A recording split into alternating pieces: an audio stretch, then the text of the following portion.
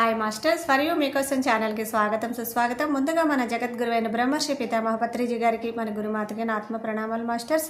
Okay masters, ప్రతిరోజు మన ఛానల్లోని ధ్యానం, స్వాధ్యాయం, సజ్జన సాంగత్యం జరుగుతుంది మాస్టర్స్. అలాగే జూమ్ సెక్షన్లో పాల్గొన్న మాస్టర్లు, యూట్యూబ్లో చూస్తున్న మాస్టర్లకు కూడా ధన్యవాదాలు తెలుపుకుందాం. ఓకే మాస్టర్స్, ఈరోజు మన ఛానల్కి సీనియర్ పిరుడు మాస్టర్ గారైన రామలక్ష్మి గారు హైదరాబాద్ నుంచి వచ్చారు. మేడం గారిని సాదరంగా ఆహ్వానించుకుందాం. ఈరోజు మేడం చెప్పబోయే టాపిక్ మన గురువు గారు అందించిన జీవిత ధ్యేయం పత్రేజీ గారు. ఈ గొప్ప ఆత్మజ్ఞానం అందించడానికి మేడం గారికి వెల్కమ్ చెప్దాం మాస్టర్స్. నమస్తే madam, welcome madam. Madam, thank you అండి. ఆత్మ ప్రణామములు అందరికీ. మీ పర్యూ ఛానల్ మీరు మేడంకి, మరి కార్యకర్తలు అయినటువంటి అందులో ఉన్నటువంటి అందరి కార్యకర్తలకి కూడా ఆత్మ ప్రణామములు. అలాగే జూమ్ ఛానల్లో పాల్గొన్నటువంటి వారందరికీ కూడా ఆత్మ ప్రణామాలు తెలియజేసుకుంటున్నాను మాస్టర్స్. థ్యాంక్ యూ అండి నాకు ఈ అవకాశం ఇచ్చినందుకు. ముందుగా మనందరి గురువైనటువంటి బ్రహ్మర్షి పితామహ పత్రిజీని, స్వర్ణమాల అమ్మని అనేకమైనటువంటి అనంత కోటి వందనములు మరియు కృతజ్ఞతలను వారికి తెలియజేసుకుంటూ వారి యొక్క చైతన్యాన్ని మన ఈ వేదిక మీదకి, మరియు వేదిక మీదకి ఆహ్వానించుకున్నాం మాస్టర్స్. థ్యాంక్ యూ అండి. జీవిత ధ్యేయం. నిన్న కొన్ని టాపిక్స్ గురించి మనం చెప్పుకోవడం జరిగిందండి.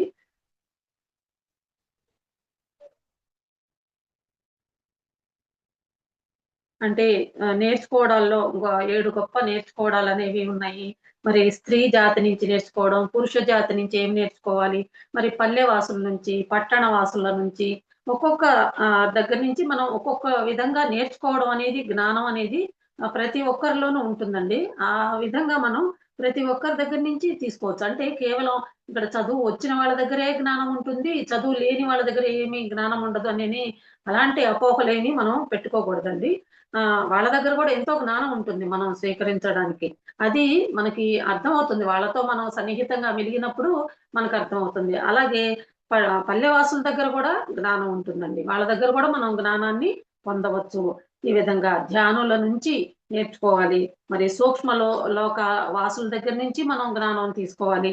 ఈ విధంగా జ్ఞానం ఎంత మంది దగ్గర, ఎవరి దగ్గరైనా కానీ జ్ఞానం ఉంటుంది.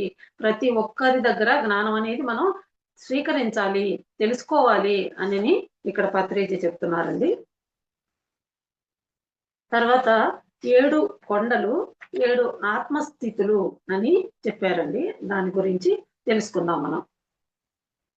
మై డియర్ ఫ్రెండ్స్, ఎవరు ఎలాంటి కర్మలు చేసుకుంటారో అలాంటి ప్రతిఫలాలనే పొందుతారు. ఇది కూడా మనం నిన్న చెప్పుకున్నాం మాస్టర్స్, ఇది కూడా చెప్పుకున్నాము. తర్వాత టాపిక్ తీసుకున్నాం.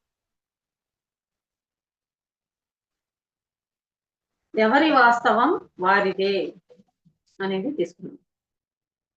ఒకానొకప్పుడు గురుకులంలో శ్రీకృష్ణుడు, కుచేలుడు మంచి స్నేహితులు అన్నమాట. శ్రీకృష్ణుడు రాకుమారుడు, సకల భోగ భాగ్యాలు ఉన్నవాడు. కుచేలుడు ఓ పేద బ్రాహ్మణుడు, దానికి తోడు పెద్ద సంసారం, కటిక దరిద్రంతో ఉంటూ కొట్టుమిట్టాడుతూ ఉంటాడనమాట. కుచేలుడి భార్యకి ఓ రోజు ఒక మంచి ఐడియా వచ్చింది. ఏంటంటే ఆమె తన భర్తకు శ్రీకృష్ణుడికి గల స్నేహం గురించి బాగా విని ఉందన్నమాట. తన ఆలోచనని భర్తకు చెప్పింది. స్నేహితుడి సహాయం కోరి రమ్మని కోరిందనమాట. సందేహిస్తూనే తప్పనిసరిగా మరి ఆ పరిస్థితుల్లో భార్య మాట కాదనలేక స్నేహితుడి దగ్గరికి బయలుదేరాడు కుచేలుడు. మరి కుచేలుడి ఆగమనాన్ని తెలుసుకున్నటువంటి కృష్ణుడు సకల రాచ మర్యాదలతో ఆహ్వానం పలికాడు. మరి ఆత్మీయంగా పలకరించాడు. షడ్రుచుల విందుని, సంగీత నాట్యాల పొందులతో స్నేహితుణ్ణి సంతోషపెట్టాడు. మరి రాజకుమారుడు కదా, మరి అతని దగ్గర అన్ని ఉంటాయి, అన్ని హంగులతో మరి జీవిస్తూ ఉంటారు వాళ్ళు. కనుక ఈ పేదవాడైనటువంటి కుచేలుడు ఎప్పుడైతే వెళ్తాడో అతనికి అన్ని విధాలుగాను మర్యాదలు చేసి అతనికి షడ్రుచులతో భోజనం తినిపిస్తాడు. మరి వెంట తెచ్చిన అటుకులను కూడా భేషజం లేకుండా స్వీకరించాడు. కుచేలుడు అటుకులు తీసుకుని వెళ్తాడు కదా కృష్ణుడి కోసం, అవి కూడా స్వీకరించాడు. మరి చిన్ననాటి కబుర్లతో, సరదాలతో అంత సమయం ఎలా గడిచిందో తెలియలేదు స్నేహితులిద్దరికి. మరి 2 రోజులు గడిచాయి. వెళ్ళొస్తాను నేస్తం అంటూ బయలుదేరాడు కుచేలుడు. మంచిది ఫ్రెండ్స్, వెళ్ళిరా అంటూ మర్యాదగా సాగనంపాడు ఆ యోగీశ్వరుడు. అంతే. ఏముంది, ఇంటికి వెళ్ళగానే భార్య చెండాడింది. అంత దూరం వెళ్ళి ఏమీ అడగలేదా? మీరు అడగలేదు సరే, అంత క్లోజ్ ఫ్రెండ్ కదా, కృష్ణుడైనా ఏమీ ఇచ్చాడు కాదేమంటూ తిట్టిన తిట్టు తిట్టకుండా తిట్టి వదిలిపెట్టింది కుచేలుండి. అంటే నువ్వు అడగలేదు సరే, కృష్ణుడైనా ఏమీ నీకు నీ విషయం గురించి అడగలేదా? నీ స్థితి ఎలా ఉంది, నీ పరిస్థితి ఏంటి అని ఏమీ నిన్ను అడగలేదా? నీకేమీ ఇవ్వలేదా అని భార్య అతన్ని బాగా తిట్టి ఇది చేసిందనమాట అండి.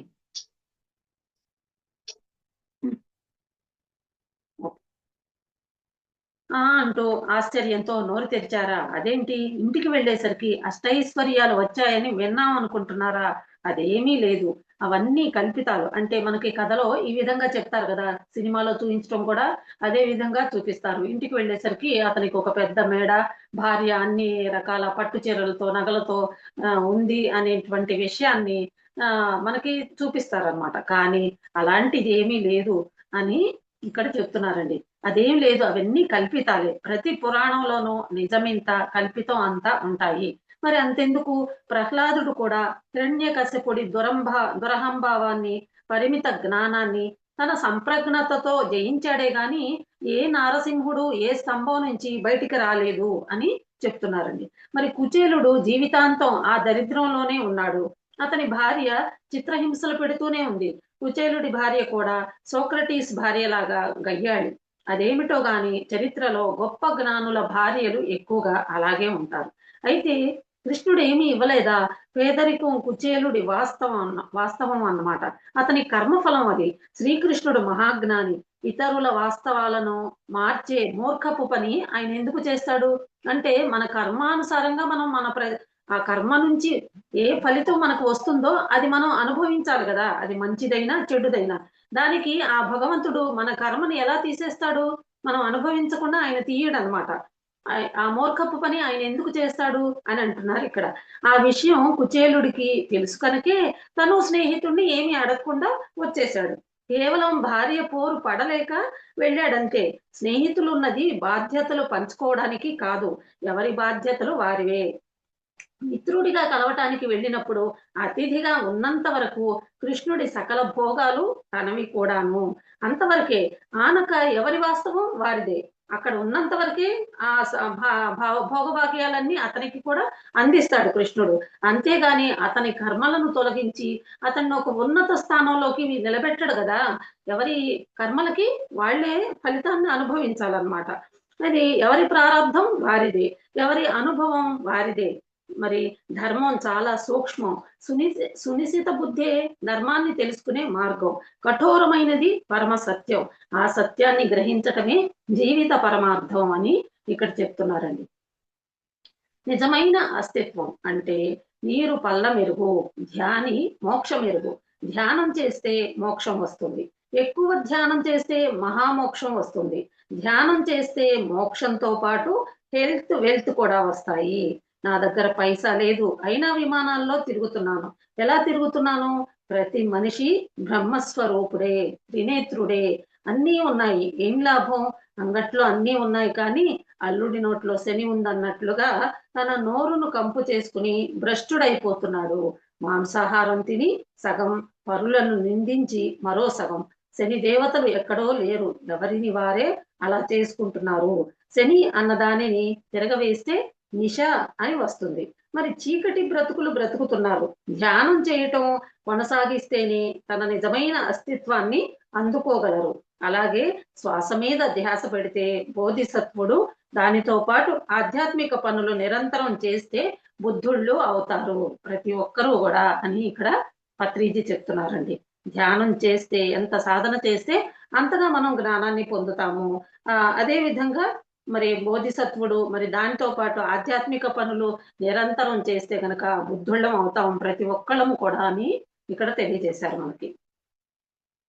స్వర్గ జీవన సూత్రాలు.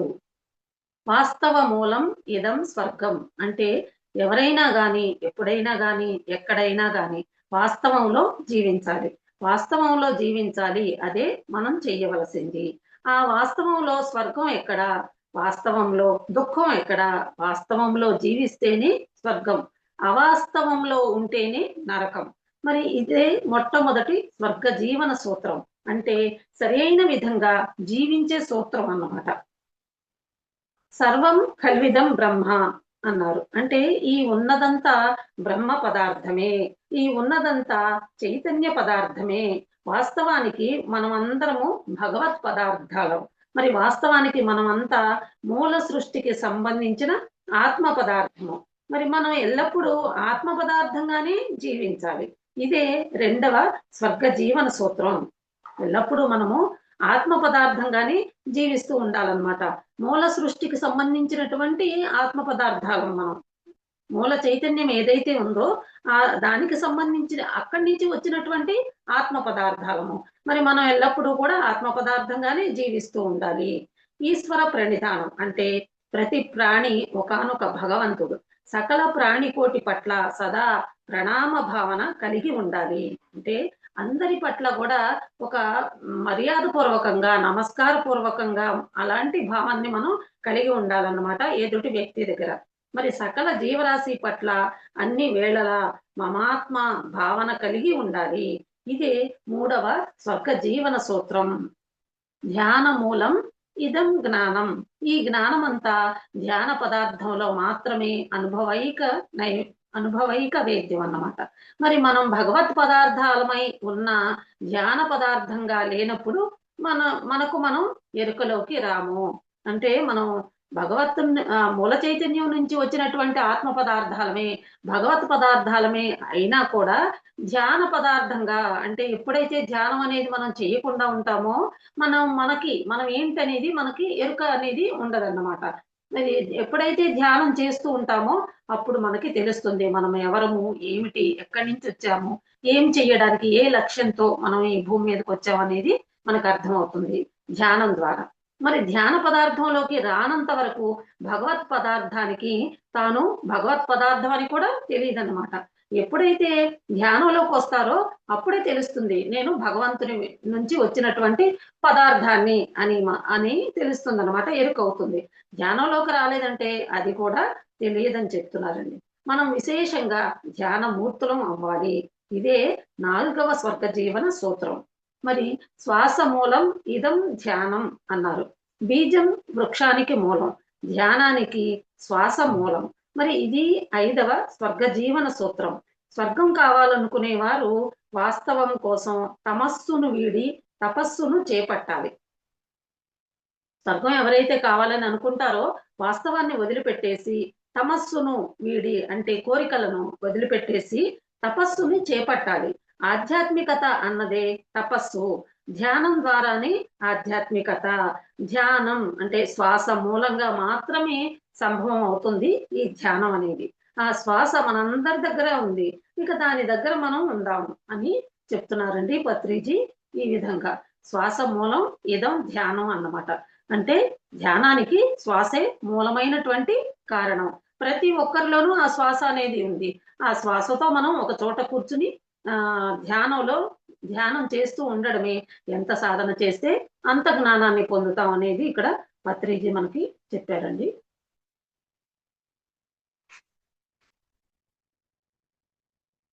నెక్స్ట్ టాపిక్ ఏంటంటే ఎన్లైటెండ్ మాస్టర్ అంటే ఎవరు అని ఇక్కడ చెప్తున్నారు. దివ్య జ్ఞాన ప్రకాశం గురించి, ఆత్మతత్వాన్ని గురించి సరైన అవగాహన చేసుకుని దైనందిన జీవితంలో ఆచరణలో ఎవరైతే పెడతారో వాళ్ళే ఎన్లైటెండ్ మాస్టర్ అని చెప్తున్నారండి.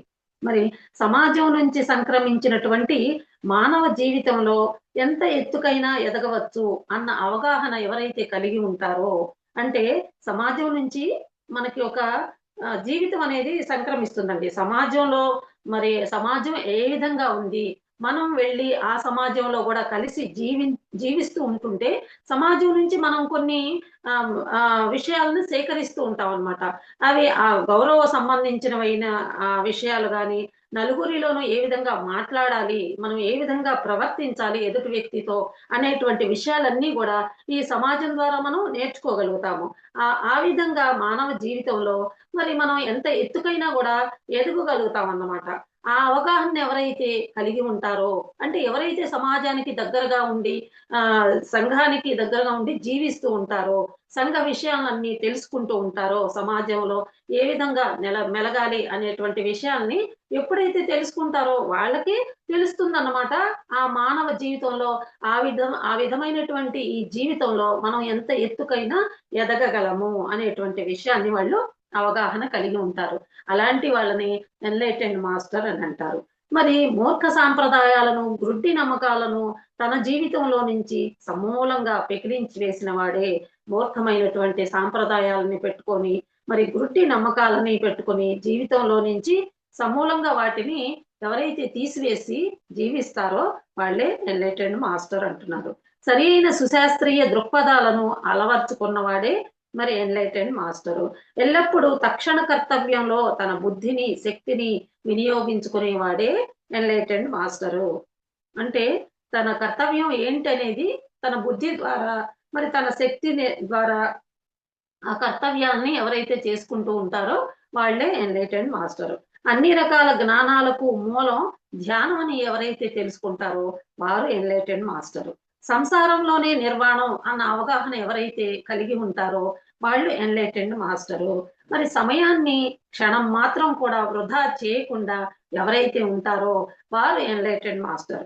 మరి సృష్టిలోని కార్యకారణ సంబంధం గురించి సమగ్రంగా తెలుసుకుని దేనికి ఆశ్చర్యపోకుండా ఉండేవాడే మరి ఎన్‌లైటెండ్ మాస్టర్. ఇప్పుడు సృష్టి యొక్క రహస్యాలన్నీ మనం విశ్వం నుంచి మనకి ఏ విధంగా విశ్వశక్తి రావడం వల్లనే కదండీ మనందరం కూడా ధ్యానంలో కూర్చుని జ్ఞానులమవుతున్నాము సాధన చేసి. అదే ద్వారా ఈ విశ్వం యొక్క నియమాలు గాని, ఈ సృష్టి యొక్క నియమాలు ఏ విధంగా ఉన్నాయి అనేది మనకి అవన్నీ కూడా మనం ఎవరమైతే తెలుసుకొని ఉంటామో సమగ్రంగా, అలాంటి వాటికి ఆ నియమాలని అనుసరించి జీవిస్తూ, మరి వాటికి ఏ విషయాలకి కూడా ఆశ్చర్యపోకుండా వాటిని అనుసరిస్తూ ఉండేవారే ఎన్‌లైటెండ్ మాస్టర్ అని చెప్తున్నారండి. ఏ విషయం గురించైనా త్వరపడి తొందర నిర్ణయం తీసుకోని వాడే ఎన్‌లైటెండ్ మాస్టరు. మరి సదా సృజనాత్మకత కార్యకలాపాల్లో నిమగ్నమైన వాడే ఎన్‌లైటెండ్ మాస్టర్.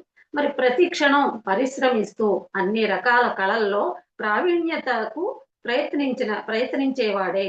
అంటే ప ఆహ్, ఎప్పుడు ప్రతి క్షణం కూడా విశ్రాంతి అనేది లేకుండా శ్రమిస్తూ ఎవరైతే ఉంటారో అన్ని రకాల కళల్లోనూ ప్రావీణ్యతను ఎవరైతే సంపాదించుకుంటూ ఉంటారో వారు ఒక ఎన్‌లైటెండ్ మాస్టర్ అని చెప్తున్నారు. విశాలమైన మనోభావాలు కలిగి పరిణితి చెందిన సభ్య సమాజకుడే. సభ్య సమాజం యొక్క సకల సుగుణాలను, సురీతులను విపులంగా తెలుసుకున్నవాడే ఒక ఎన్‌లైటెండ్ మాస్టర్ అన్నమాట. మరి నాకే అన్నీ తెలుసు అని అనుకోకుండా, నాకు కొంత తెలుసు అన్న అవగాహన ఎవరైతే కలిగి ఉంటారో వారే ఎన్‌లైటెండ్ మాస్టర్. అంటే నాకు కొద్దిగానే కొంత మాత్రమే తెలుసు. ఇంకా తెలుసుకోవాల్సింది చాలా ఉంది అని ఎవరైతే అనుకుంటారో వారొక ఎన్‌లైటెండ్ మాస్టర్ అన్నమాట. అలా కాకుండా నాకంతా తెలుసు. ఇంక నేను తెలుసుకోవాల్సింది ఏమీ లేదు అనని అనుకునే వారంతా వేరే వాళ్ళలో ఎన్‌లైటెండ్ అంటే దివ్య జ్ఞానం అనేది వాళ్ళలో లేదని అర్థం అన్నమాట. మరి తెలుసుకోవడానికి అవధి అంటూ ఎప్పుడూ లేదని తెలుసుకున్నవాడే. అంటే ఏదైనా ఒక విషయం తెలుసుకోవాలంటే దానికొక అవధి అంటే ఒక పరిధి అనేది ఏమీ లేదు. ఎంత నేర్చుకుంటూనే ఉండాలి. జ్ఞానం అనే దానికి లిమిట్ అనేది లేదే లేదు. జ్ఞానం అనంతంగా ఉందండి. ఎంత నేర్చుకున్నా కూడా ఇంకా మిగిలే ఉంటుంది జ్ఞానం అనేది. ఆ విషయం ఎవరైతే తెలుసుకొని ఉంటారో వాళ్ళే ఎన్‌లైటెడ్ మాస్టర్. ఏ ఆధ్యాత్మిక విషయాన్నైనా సహేతుకంగా, సందర్భానుసారంగా మాట్లాడగలిగేవాడే ఎన్‌లైటెడ్ మాస్టరు. మరి ఉన్నది ఉన్నట్లు, లేనిది లేనట్లు మాట్లాడుతూ జీవితంలో దేనికి ఏడవని వాడే ఎన్‌లైటెడ్ మాస్టరు. ఆధ్యాత్మిక పనుల్లో ఏకాగ్రత, దీక్ష, పట్టుదల అనేవి సహజ స్వభావం అయిన వాడే ఎన్‌లైటెడ్ మాస్టరు. అంటే ఆధ్యాత్మికంగా మనము ఏకాగ్రతని, దీక్షని, పట్టుదలని ఎప్పుడైతే కలిగి ఉంటామో అప్పుడే మనం ఎన్‌లైటెడ్ మాస్టర్ అనిపించుకుంటాం అన్నమాట.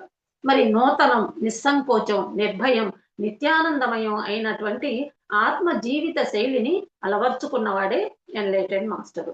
ఈ సృష్టి అంతా నేనే, నేనే ఈ సృష్టి అంతా అన్న అవగాహన కలిగిన వాడే ఎన్‌లైటెడ్ మాస్టరు. మరి తన దగ్గర ఏది ఉంటే అది అందరికీ పంచుతూ, తనకన్నా తక్కువ స్థితిలో ఉన్న వారికి సదా ఎవరైతే చేయూతనిస్తారో వాళ్ళే ఎన్‌లైటెడ్ మాస్టర్స్.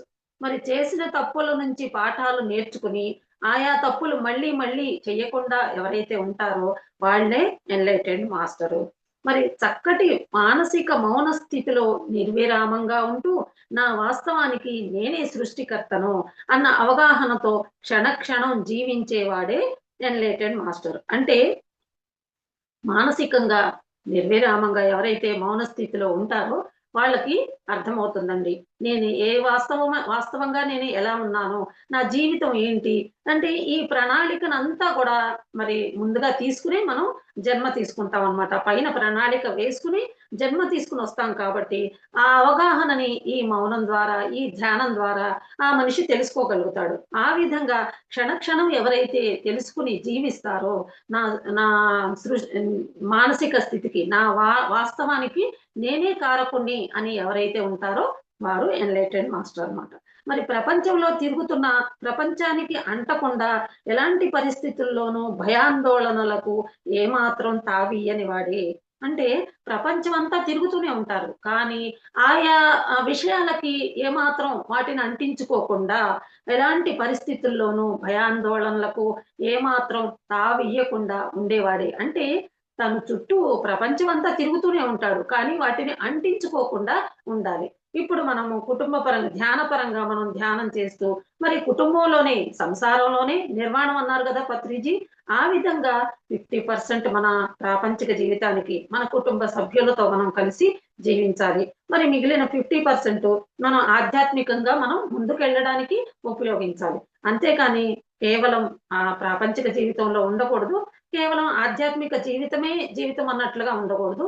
రెండింటిలోనూ జీవించాలని గదా పత్రిజీ మనకి తెలియజేశారు. ఆ విధంగా అన్నమాట. ప్రపంచంలో తిరుగుతూనే ఆ విషయాలకి వేటికి లోబడకుండా, వాటిని అంటకుండా ఎవరైతే ఉంటారో వారు ఎన్లైటెండ్ మాస్టర్ అన్నమాట. గతించిన దానితో ముడిపడకుండా సదా వర్తమానంలో ఆనందంగా జీవించేవాడే. అంటే గతించిన విషయాల్ని మళ్ళీ మళ్ళీ తలుచుకుంటూ మరి వాటినే ముడివేసుకుని మళ్ళీ ఆ విషయాల గురించే మళ్ళీ ఈ ఆహ్, భూతకాలంలో, వర్తమాన కాలంలో గూడా మరి జీవిస్తూ ఎవరైతే ఉంటారో వాళ్ళు అనిపించుకోరన్నమాట. ఎన్లైటెండ్ మాస్టర్ అని అనిపించుకోరు అని చెప్తున్నారు. మరి సహజమైన భావోద్రేకాలను ఏమాత్రం అణగద్రొక్కకుండా ప్రతీదీ తెలుసుకోవాలన్న తపన కలిగిన వాడే. అంటే సహజంగా కలిగేటటువంటి భావోద్రేకాలు వాటిని ఏమాత్రం అణగదొక్కకుండా వాటి గురించి తెలుసుకోవాలని ఎవరైతే అనుకుంటారో వా ఏ తపనైతే ఎవరైతే ఆ తపన కలిగి ఉంటారో వారు ఎన్లైటెండ్ మాస్టర్ అన్నమాట. మరి తెలుసుకున్నది రవ్వంత, తెలుసుకోవాల్సింది కొండంత అన్న అవగాహనతో ఎవరైతే జీవిస్తారో వారు ఎన్లైటెండ్ మాస్టర్. మరి జీవితంలో సమస్యలనన్నింటినీ సవాళ్లుగా గ్రహించే ధీశక్తి ఎవరైతే కలిగి ఉంటారో వారు ఎన్లైటెండ్ మాస్టర్. అంటే మన జీవితంలో మనకి సమస్యలేమైనా వస్తే వాటిని దాటుకుని మనం వాటిని తప్పించుకుని మరి పక్కకెళ్ళిపోయకుండా దాన్ని ఒక సవాల్‌గా తీసుకొని దాని నుంచి మనం ఒక అనుభవాన్ని ఎప్పుడైతే పొందుతామో, అందులో ఎప్పుడైతే మనము జయిస్తామో ఆ సవాల్లో నుంచి మనం జయాన్ని పొందుతామో, అలాంటప్పుడే ఆ ధీశక్తి ఎవరైతే కలిగి ఉంటారో, ఆ ధైర్యాన్ని ఎవరైతే కలిగి ఉంటారో వారే ఎన్లైటెండ్ మాస్టర్ అని ఇక్కడ చెప్తున్నారండి. ఎన్లైటైన్‌మెంట్ యొక్క వివిధ రీతులను ఎప్పటికప్పుడు తెలుసుకుంటూ, వాటిని వీలైనంతగా ఆచరణలోకి ఎవరైతే తీసుకొని వస్తారో వారే ఎన్లైటెండ్ మాస్టర్స్ అని ఇక్కడ పత్రిజీ మనకి తెలియజేశారండి. తరువాత ఆత్మ చైతన్యం. అంటే రామాయణాన్ని 3 ముక్కల్లో కట్టే, కొట్టే, తెచ్చే అని ప్రజలు చెప్పుకోవడం అనేది పరిపాటి. ఇక్కడ కట్టే అంటే శరీరాన్ని కట్టివేయడం. కొట్టే అంటే మన ఆలోచనలను కొట్టివేయడం. తెచ్చే అంటే ధ్యానం చేసి విశ్వశక్తిని తెచ్చుకోవడమే అని ఇక్కడ పత్రిజీ చెప్తున్నారండి. ధ్యానం అంటే విశ్వశక్తి ఆవాహనం చేసి నాడీమండల శుద్ధి కలిగి దివ్య చక్షువు ఉత్తేజితమై సూక్ష్మ శరీరయానం చేయడం, క్రమక్రమంగా ఆత్మజ్ఞానం కలిగి ఆత్మారాముని పూర్ణంగా కనుగొనడం. మరి ప్రతి ఒక్కరూ ప్రతిరోజు ధ్యానం చెయ్యాలి. ఊహ తెలిసిన వయసు నుంచే పిల్లలు ధ్యానం మొదలుపెట్టాలి. విద్యార్థులు, స్త్రీలు, పురుషులు, వృద్ధులు కూడా ప్రతిరోజు ఎవరికి ఎంత వయసు ఉంటే అన్ని నిమిషాలు ఒక సిట్టింగ్‌లో ప్రతిరోజు ధ్యానం చేయడం వల్ల సర్వ రోగాల నుంచి విముక్తులు కావడమే కాకుండా అసలు జబ్బులు లేకుండా రాకుండా జీవించవచ్చు. మరి 10,000 సంవత్సరాల క్రితం ఈజిప్ట్ లో పిరమిడ్లు నిర్మించారు. అవి అద్భుత విశ్వశక్తి ఆవాహన క్షేత్రాలని ప్రయోగాత్మకంగా తెలుసుకున్న తాము ధ్యానానికి పిరమిడ్ ను జోడించి అందరితో ధ్యానం చేయిస్తున్నాము. మరి అనవసరమైన మాటలు మాట్లాడి ఎనర్జీని వృధా చేసుకోరాదు. మనలోని శక్తితో మంచి మాటలు మాట్లాడి మంచి పనులు చేయడానికి ఉపయోగించాలి. ధ్యానం చేసి మరింత కాస్మిక్ ఎనర్జీని ప్రతి ఒక్కరూ పొంది అమిత శక్తివంతులు అవ్వాలి, ఆత్మవంతులు కావాలి. ఎవరు ధ్యానం చేస్తారో వారు ఆత్మ చైతన్యంలో ఉంటారు. ఎవరు ధ్యానం చెయ్యరో వారు మనస్సులోనే ఉంటారు, మనస్సుతోనే ఉంటారు, బుద్ధితో ఉంటారు అన్నమాట. మరి మనస్సు వత్ మనిషి రావణాసురుడు, ఆత్మవత్ శ్రీరాముడు. మరి మనస్సుతో రావణుడు సీతను ఎత్తుకపోతే ఆత్మతో రాముడు సీతను తిరిగి తెచ్చుకుంటాడు అనమాట. మరి ఆంజనేయ స్వామి ద్వారానే రామునికి సీత జాడ తెలిసినట్లుగా శ్వాస ద్వారానే ప్రతి వ్యక్తి ఆత్మారాముణ్ణి తనలోనే కనుగొంటాడు. మరి మనస్సువత్ కిష్కింధాకాండ అయితే ధ్యాన సాధనావత్తు సుందరాకాండ. వాల్మీకి రామాయణంలో ధ్యానం గురించి విస్తారంగా చెప్పి ఉన్నారు. మరి ధ్యానం వల్ల ప్రతి వ్యక్తి ఆత్మారాముడు అవుతాడు, నారాయణుడు అవుతాడు. 40 రోజులు ధ్యానం చక్కగా చేస్తే ప్రతి వ్యక్తి ఎన్లైటెన్ అవుతాడు. మరి మన దగ్గర కాస్మిక్ టీవీ ఉంది, అంటే థర్డ్ ఐ ఉంది. మరి ఆ థర్డ్ ఐ వల్ల మొత్తం సృష్టి అంతా, మరి భూత భవిష్యత్ వర్తమానాలన్నీ మనకి తెలుస్తాయన్నమాట. మరి ఆత్మ జ్ఞానం, మరి మనం దేహం కాదు దేహాత్మ అని తెలుసుకోవాలి. మరి ధ్యాన సాధన ద్వారా విశ్వాత్మగా విరాటాత్మగా విరాజిల్లాలి. నరస్థితి నుంచి నారాయణ స్థితికి ఎదగాలి. ఎదగడమే మన యొక్క గమ్యస్థానం అన్నమాట. ఈ జీవితంలో చేసిన పుణ్యాల వల్ల పై లోకంలో వెళ్ళి భోగాన్ని అనుభవిస్తాం. మరి పుణ్యాలు క్షీణించగానే ఈ భూలోకంలోకి తిరిగి రావలసిందే. అయితే ధ్యానం ద్వారా సంపాదించే ఆత్మజ్ఞానంతో మళ్ళీ జన్మంటూ లేకుండా చేసుకోవచ్చు అని ఇక్కడ చెప్తున్నారండి. ధ్యానం ద్వారా మనం ఆత్మజ్ఞానాన్ని సంపాదిస్తాం. ఆ ఆత్మజ్ఞానంతో మళ్ళీ జన్మ అనేది లేకుండా చేసుకోవాలి అని ఇక్కడ చెప్తున్నారండి. మోక్షం అంటే ఓం శాంతి శాంతి శాంతి అని చెప్తాం కదా మాస్టర్. అది ఏంటంటే మూలాధార లోకం ఒకటి, స్వాధిష్టాన లోకం ఒకటి, మణిపూరక లోకం ఒకటి అన్నమాట.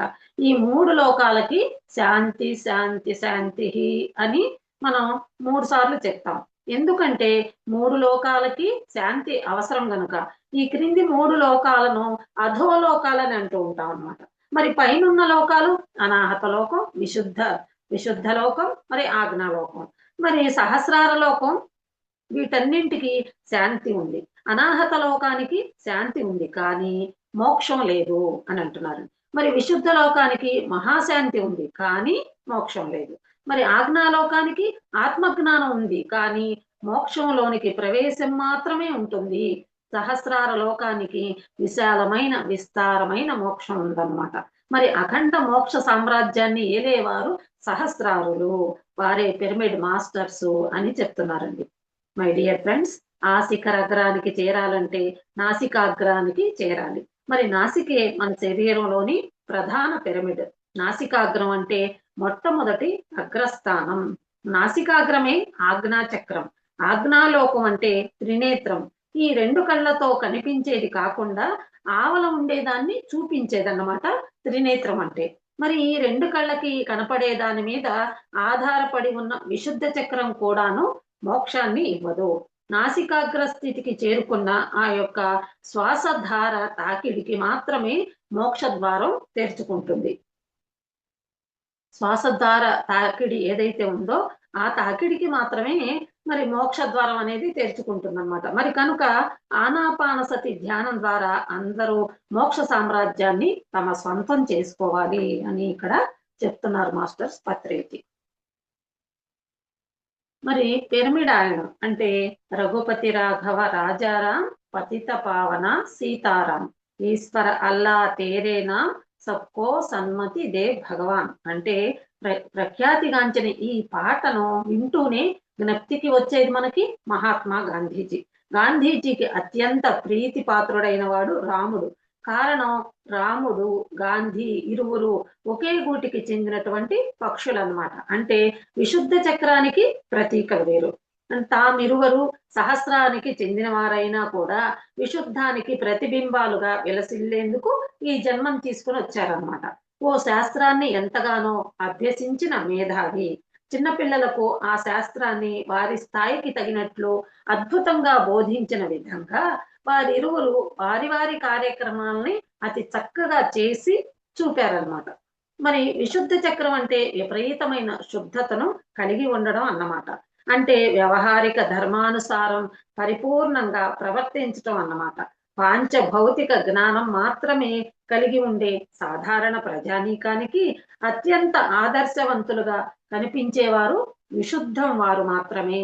ఆ పైన ఉన్న ఆజ్ఞ సహస్రార స్థాయిలలో ప్రవర్తించే వ్యక్తుల శైలి ఔన్నత్యం వారికి అర్థం కావు. వరుస క్రమంలో మూలాధార స్వాదిష్టాన మణిపూరక చక్రాలు అశుభాన్ని, మరి అనాహత విశుద్ధ ఆజ్ఞా చక్రాలు మరి ఆత్మజ్ఞానాన్ని, మరి సహస్రార చక్రాతీత స్వభావాన్ని సూచించి శుభాశుభాలకు అతీతమైనటువంటి సత్యానుసంధాన్ని ప్రదర్శించాయి.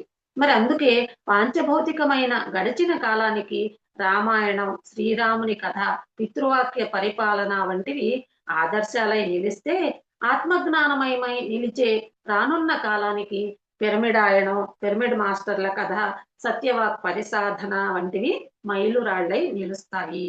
అంటే ఆ కాలం నుంచి వచ్చినటువంటి ఈ పాంచభౌతికమైనటువంటి గడిచిన కాలానికి రామాయణం మరి మన అందరికీ ఆదర్శం కదండి. శ్రీరాముడు రామాయణం మరి పితృవాక్య పరిపాలన చేసి రాజ్యాన్ని ఏళ్తాడు. ఈ విషయాలన్నిటికి మనకందరికీ తెలుసు అన్నమాట. మరి అదే విధంగా మనం ఏ విధంగా మనం రాముల వారిని, శ్రీరాముడిని, రామాయణాన్ని, మహాభారతాన్ని వీటన్నింటినీ మనం ఆదర్శంగా తీసుకుని జీవిస్తున్నామో, అదే విధంగా ఆత్మజ్ఞానమై నిలిచే రానున్న కాలానికి, అంటే ఇప్పుడు అందరూ ధ్యానం చేస్తూ ఉన్నారు కదా మాస్టర్స్. ఈ ధ్యానంలో ఇంకా ఎక్కువ మంది ముందు ముందు అంతా కూడా ధ్యానులై జీవిస్తారు అనే విషయం మనం తెలుసుకోవాల్సి ఉంటుంది ఇక్కడ. ఆ విధంగా ఆ కాలంలో పిరమిడ్ ఆయనం అని, పిరమిడ్ మాస్టర్ల కథ అని, మరి సత్యవాక పరిసాధన వంటివి మైలురాళ్లై నిలుస్తాయి అన్నమాట. వాటి గురించి చెప్పుకుంటారు అప్పుడు ఫ్యూచర్ లో ఉన్నటువంటి జనరేషన్ అంతా. మరి నూతన యుగ ఆధ్యాత్మిక పరిశోధకులే పిరమిడ్ మాస్టర్లు. వీరంతా తప్పొప్పులకు అతీతమైన పితృవాక్య పరిపాలనకు చరమగీతం పాడి మరి ప్రహ్లాదుడి బాటలో సత్యానికి మాత్రమే ప్రాధాన్యతనిస్తారు. కనుకనే సత్యం శరణం గచ్చామి, సత్యవాక్యం శరణం గచ్చామి, సత్యవాక్ పరిసాధన శరణం గచ్చామి అని ఇవే పిరమిడాయనం యొక్క నినాదాలుగా చెప్తున్నారు ఇక్కడ.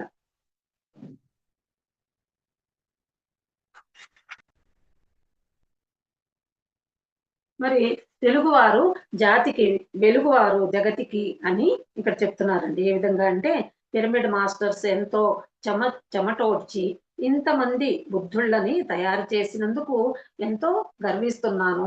చంద్రుడి మీద కాలిడిన వ్యోమగామి కంటే, మరి శాస్త్రవేత్త కంటే ఓ బుద్ధుడు గొప్పవాడని పేర్కొన్నారు. మరి ఆత్మ తల్లి వంటిది, మనస్సు పిల్ల వంటిది. తల్లి చెంత ఉన్న బిడ్డ ఏ రకంగానైతే ప్రశాంతంగా ఉండగలుగుతుందో, అలాగే మనస్సు ఆత్మ చెంత ఉంటేనే మనిషి అంత ఆనందంగా ఉండగలుగుతాడు. ఆత్మ మనస్సుల కలయికే యోగం. అదే పిరమిడ్ ధ్యానులు చేస్తున్నటువంటి యజ్ఞం.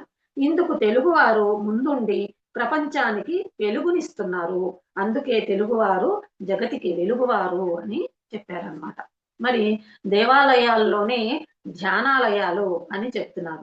ప్రతి దేవాలయంలో ఒక ధ్యానాలయం ఖచ్చితంగా ఉండి తీరాలి. ధ్యానాలయం పిరమిడ్ ఆకారంలో ఉంటే చాలా మంచిది. ఎందుకంటే పిరమిడ్ లో చేసే ధ్యానం మూడింతలు శక్తివంతం కనుక వెరసి ప్రతి దేవాలయంలోనూ ఒక పిరమిడ్ ధ్యానాలయం వచ్చి తీరాలి. దేవాలయాల్లో భక్తులందరూ విధిగా ధ్యానం అభ్యాసం చెయ్యాలి. భక్తులుగా దేవాలయాల్లో ప్రవేశించిన వారు ధ్యానులుగా ధ్యానాలయాల్లో తయారు కావాలి. భక్తులకు దేవాలయాలు ధ్యానాన్ని కానుకగా ఇవ్వాలి. మరి ఆ కానుక ఇవ్వాలంటే దేవాలయాల్లో ధ్యానాలయాలు ఉండి తీరాలి. మరి భక్తులందరూ ప్రతిరోజు విధిగా ధ్యాన సాధన చేయాలి. అహం బ్రహ్మాస్మి, మన శ్వాసే మన గురువు అని భక్తులందరూ తెలుసుకోవాలి. ప్రతి దేవాలయంలోనూ ఒక ధ్యాన విద్యా శిక్షకుడు విధిగా ఉండి తీరాలి. ప్రతి దేవాలయంలోనూ ఆత్మ విద్య, ఆత్మ జ్ఞానం విధిగా నిత్యం బోధింపబడాలి. చిన్నప్పటి నుంచే అందరూ ధ్యానం చేయాలి. ధ్యానం అంటే శ్వాస మీద ధ్యాస. మరి ధ్యానం ద్వారానే ప్రజలకి ఆరోగ్యం వస్తుంది. ఆరోగ్యమే మహాభాగ్యం. ధ్యానం చేస్తే హాస్పిటల్ ఖర్చులు, డాక్టర్ ఫీజులు, మందు బిల్లులు ఇవేమీ ఉండవన్నమాట. మనస్సు ప్రశాంతంగా ఉంటేనే శరీరం ఆరోగ్యవంతం అవుతుంది. మరి శ్వాస మీద ధ్యాస అభ్యాసం చేస్తేనే మన మనస్సు కూడా ప్రశాంతంగా ఉంటుంది. మరి మనస్సు కుదుట పడితేనే దేహం కుదుట పడుతుంది. ధ్యానంలో పరలోకాల గురించి అనుభవపూర్వకంగా తెలుసుకుంటాం. మరి ఇహలోకంలో ఉంటూ పరలోకాల గురించి తెలుసుకోవటమే ఆధ్యాత్మిక జీవితం అన్నమాట. మరి శరీరంలో ఉంటూ ఆత్మగా విరాజిల్లడమే ఆధ్యాత్మిక జీవితం. మరి సంసారంలో ఉంటూ నిర్మాణంలో ఉండడమే ఆధ్యాత్మిక జీవితం. మరి కష్టాల్లో ఉంటూ ధర్మయుతంగా ఎవరైతే జీవిస్తారో వారే ఆధ్యాత్మికులు, ఆధ్యాత్మిక జీవితాన్ని కలవారు అని తెలుసుకోవాలి. ఇక్కడ ధర్మం అంటే అహింస, అధర్మం అంటే హింస. హింస అంటే జంతువధ, జంతు భక్షణ. అహింస అంటే శాకాహారం అని అర్థం అన్నమాట. ప్రతి దేవాలయంలోనూ విధిగా అహింస ప్రబోధించబడాలి. మరి ప్రతి దేవాలయం యొక్క కర్తవ్యం శాకాహారాన్ని విధిగా ప్రబోధించడం. మరి దేవాలయాలన్నీ ధ్యానాలయాలు అవుగాక, దేవాలయాలన్నీ ధర్మాలయాలు అవుగాక, దేవాలయాలన్నీ ఆత్మ విద్యాలయాలు అవుగాక అని ఇక్కడ పత్రిజీ కోరుకుంటూ చెప్తున్నారండి మనకి.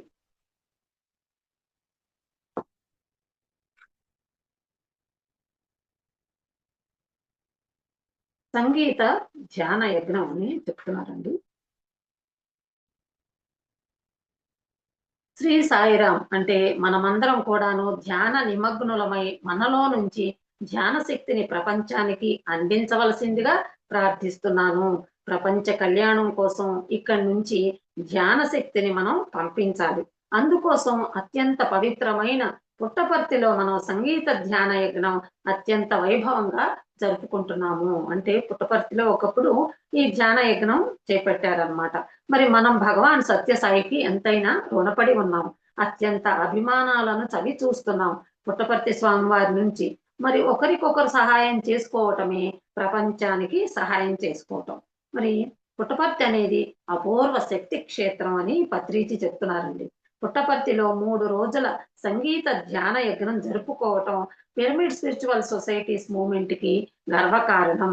మరి ఇది అపూర్వమైనటువంటి శక్తి క్షేత్రం. ఈ శక్తి క్షేత్రంలో ధ్యానం చేసుకుంటూ మనకి ధ్యానం 3 ఎక్కువ శక్తివంతం అవుతుంది. ఈ 3 రోజుల ధ్యాన యజ్ఞాన్ని ఎక్కువగా ఉపయోగించుకోవాలి. ధ్యానం జీవితంలో అతి ముఖ్యమైనది. మరి ఎంత ఎక్కువ ధ్యానంలో ఉంటామో అంత శక్తివంతులము, యుక్తివంతులము అవుతామన్నమాట. మరి ధ్యానం వలన ఆత్మజ్ఞానం వస్తుంది. ధ్యానం యొక్క ధ్యేయం ఆత్మానుభవం. శరీరానికి అనుభవం ఉంది కానీ మనకు ఆత్మానుభవం అదనంగా కావాలి. శరీరానికి అనుభవం అయితే ఉంది కానీ ఆత్మానుభవం అనేది ఇంకా ఎక్కువగా కావాలన్నమాట. ఆ ఆత్మానుభవానికి చేయవలసిన కార్యక్రమమే ధ్యానము. భగవద్గీతలో కృష్ణుడిని ఎవరయ్యా నువ్వు, ఏమిటయ్యా నువ్వు నాకు అర్థం కావటం లేదని అర్జునుడు అడుగుతాడు. అప్పుడు అహమాత్మ గుడాకేశ అని సమాధానం ఇచ్చాడు కృష్ణుడు. గుడాకేశ అంటే నిద్రను జయించిన వాడు అని అర్థం అన్నమాట. వాడే ఆత్మ గురించి తెలుసుకుంటారు. ఎవరైతే నిద్రను జయించి, ఇప్పుడు మనం కూడా ధ్యానంలో కూర్చుంటే మెల్లగా నిద్ర వచ్చి నిద్రలోకి వెళ్ళిపోయాం అనుకోండి, మనకి ఇక ధ్యాన సాధన అంతటితో ఆగిపోయినట్లే. ఎప్పుడైతే మనం ఎరుకతో ఉండి ధ్యాన సాధనలో ఇంకా ముందుకు వెళ్తూ ఎరుకతో మనం మన ఆత్మ ఉన్నతికి మనం ఎప్పుడైతే ముందుకు వెళ్తూ ఉంటామో అప్పుడు మనకంతా ఆత్మజ్ఞానం అనేది తెలుస్తుంది. ఆత్మ గురించి మనకి బోధపడుతుంది అన్నమాట. మరి దస్సిపోయిన శరీరానికి నిద్ర ఎంత అవసరమో మరి దస్సిపోయిన ఆత్మకి ధ్యానం అంత అవసరము. అంటే మన శరీరానికి మరి అలసిపోయాం అనుకోండి, మనకి నిద్ర కావాలనిపిస్తుంది. అదే విధంగా మరి ఆత్మ కూడా అలాగే అలసిపోయి ఉంటుంది.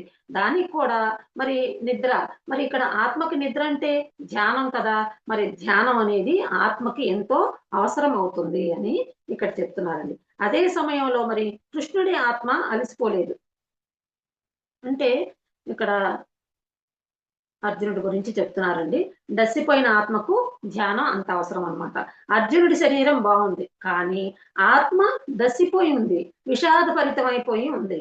నా గురువును, తాతగారిని, అన్నదమ్ముల్ని చంపాలా, వాళ్ళు అన్యాయం చేశారని చంపాలా అనుకుంటూ అక్కడ అర్జునుడి ఆత్మ డస్సిపోయిందన్నమాట. అంటే దేహం బాగానే ఉంది అర్జునుడిది. ఆత్మ మాత్రం డస్సిపోయింది. అదే సమయంలో కృష్ణుడి ఆత్మ అలసిపోలేదు. నీరసంగా లేదు. సాహసంగా ఉంది. సరసంగా కూడా ఉంది. మరి శరీరం ఇక్కడే ఉంటుంది. ఆ నేను మాత్రమే వెళ్తుంది. ఈ మేను వేరు, ఆ నేను వేరు. ఈ మేనుకి చావుంది. ఆ నేను అనే దానికి చావు లేదు. ఆ నేను ఇక్కడ చక్కగా ఆటలాడి పైకెళ్తుంది. మరి ఒకవేళ నువ్వు జయించావా ఇది అంతా నీకే. అందుకే యుద్ధాయ కృతనిశ్చయః అని అర్జునుడికి ఉపదేశించాడు శ్రీకృష్ణుడు. అలసిపోని నీరసపడని ఆత్మ అన్నమాట శ్రీకృష్ణుడిది. మరి అర్జునుడు ఒకప్పుడు బానే ఉంటాడు. ఒకప్పుడు డస్సిపోతాడు. మరి మామూలు సమయాల్లో బావుంటాడు.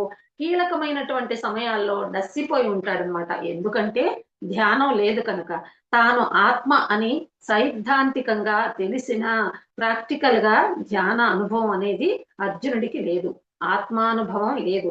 శ్రీకృష్ణుడికి ప్రాక్టికల్‌గా ధ్యానానుభవం ఉంది. ఆత్మానుభవము ఉంది. ధర్మంలో వీరిద్దరికీ తేడా లేదు. కానీ ధ్యానంలో తేడా ఉంది. ధర్మం అంటే చేయవలసిన కర్తవ్యం. నీ కర్తవ్యం ఇప్పుడు అందరినీ చంపాలి నువ్వు. ధర్మానికి రక్త సంబంధాలతో పనే లేదు. ఇక్కడ ఈ భూమండలంలో ఏ నష్టం జరిగినా ఆత్మ హాయిగా ఉంటుంది. భౌతిక జన్మ ఆత్మ యొక్క ఆట కదా! ఈ జగత్తు సర్వాత్మ యొక్క ఆట కదా! ఆటలో ఒకసారి ఓడిపోతాం, ఒకసారి గెలుస్తాం. ఓడిపోని, గెలవని ఆట ఉంటుందా? ఆటలో ఒక్కొక్కసారి అపస్వరం వస్తుంది ఎవరికైనా గూడా. మరి ఆ అపస్వరానికి, ఆ ఓడిపోవటానికి ఆత్మ నవ్వుకుంటుంది, ఏడవదు. మరి మనం ఓడిపోయాం ఆటలో, ఎంతో బాగా ఆడావయ్యా! నీ దగ్గర నేర్చుకోవాల్సింది ఇంకా చాలా ఉంది అనుకుంటాడు ఓడిపోయినవాడు. మరి పాటలో అపస్వరం వస్తే ఇంకా అభ్యాసం బాగా చెయ్యాలని కోరుకుంటాం. అంతేగాని ఒక అపస్వరం వస్తే నేను ఆత్మ అని తెలుసుకున్నవాడు ఆత్మహత్య చేసుకోడు. ఎందుకంటే ఆత్మకు హత్య అనేది లేనే లేదన్నమాట. మరి సకల ప్రాణి కోటిలో ఆత్మగా మొట్టమొదట ఉన్నవాడిని, మధ్యలో ఉన్నవాడిని, అంతంలోనూ ఉన్నవాడిని అని శ్రీకృష్ణుడు తెలిపాడు. మరి ఆత్మ అది అనాది. ఆత్మ అంతం, అనంతం. మరి మధ్యమం అది మనందరం అయి ఉన్నాం. మరి సకల ప్రాణి కోటి, ప్రతి చెట్టు, ప్రతి పుట్ట, మరి ప్రతి దోమ, ప్రతి ఏనుగు, ప్రతి మనిషి ఆత్మయే ఉన్నాయి. మరి ఈ సంగతి ప్రతి పుట్టకు తెలుసు, జంతువుకి తెలుసు, మరి చెట్టుకి తెలుసు. కేవలం మానవుడికి తప్ప అని అంటున్నారండి. కనుక ఎక్కడ ఏ చెట్టు ఏడవదు. అక్కడ ఆత్మ డస్సిపోదు, అలసిపోదు. తాను ఆత్మ అని తెలుసుకునే ఉందన్నమాట అవన్నీ. మరి శరీరవత్ జీవితాన్ని జీవిస్తుంది. గెలిచినా, ఓడిపోయినా ఏ జంతువు కూడా ఏడవదు. మరి ఏ జంతువు ఆత్మ అయినా అది డస్సిపోని, అలసిపోని ఆత్మ అన్నమాట. నిరామయమైనటువంటి ఆత్మ. మరి ధ్యానం చెయ్యని అర్జునుడు మొగ్గలాంటి వాడు. ధ్యానం చేసిన ఆ కృష్ణుడు ఒక మహా వికసిత పుష్పం. పుష్పం ఫలమై ప్రసాదం వస్తుంది. మరి మనం విన్న గీతా శ్లోకాలు కృష్ణ ప్రసాదమే. ఆయన ఫలమైతే మనం దాన్ని భుజిస్తున్నాము. కదా! మరి పచ్చికాయలైతే మనం భుజిస్తామా ఏమిటి? ఓ మొగ్గ ముకుళించుకుని ఉంది. ఓ పుష్పం వికసితమై ఉంది. ధ్యానం చెయ్యని ఆత్మ ముకుళించుకుని ఉంది. ఎంతంత ధ్యానం చేస్తామో అంతంతగా విప్పారుతాం మనం. ఈ విప్పారటానికి అంతమనేది లేనే లేదు. ఆ సహస్రదళ కమల రేకులు సతతం విచ్చుకుంటూనే ఉంటాయి. మరి సహస్రదళ కమలం అంటే 1000 రేకులని కాదు, అనంత కోటి అని అర్థం అన్నమాట.